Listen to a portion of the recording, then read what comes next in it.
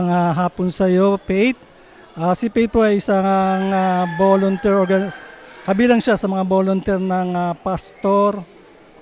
Anong kinabibilangan ng pastor mo? Po Churches? ng church po na Churches.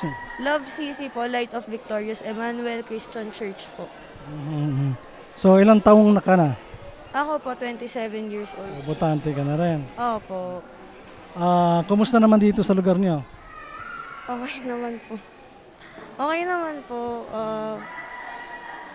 Sa church po ba namin? Church. Okay, nag-church po kami dun po sa may Digman po. Tapos yung Sunday school po namin dito po sa may Alima po, dito po. So, first time mong naka-attend ng medical mission? Before po, nag-a-attend din po ako sa school po. So, may question lang ako sa iyo, no? Miss Faith. Sabi nga nila, no, sinasabi na ang kabataan daw pag-asa ng bayan. Diba? Kung ang kabataan ang pag-asa ng bayan at nagkaroon ka ng pagkakataon na maging presidente ng Pilipinas, anong gagawin mo? Ang bigat naman mo na tanong. Syempre po, magsimula na lang din po yung sa goal and mission po ng church namin na syempre po mahalaga po yung spiritual lives po ng bawat isa. Church speaking po. Kasi po syempre po ang salvation po ay hindi po lagi po yan na pag-uusapan or na le-lecture sa mga tao. Kaya po yun nga po sa church po namin, mahalaga po yung salvation po talaga. Nagsisimula po kami sa mga bata pa lang. Tinuturuan po namin sila about kay Jesus or sa Bible po, ganun po.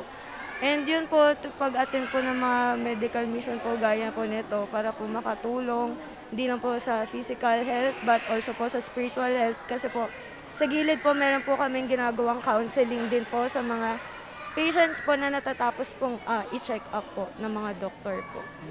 Ayun po. So, kumusta naman yung magiging papel naman ng kabataan sa iyong pananaw?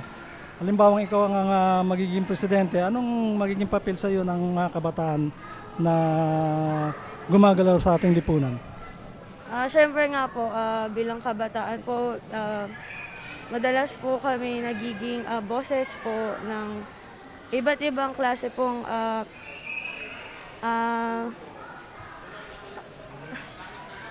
problem po or gaya nga din po sabi sa Bible, tayo po ay bilang mga anak ng Diyos, tayo po ang light and salt po ng buong mundo na magiging silbi pong liwanag na makapagmulat sa kanila ng katotohanan about sa truth sa Bible po and magandang advocacy on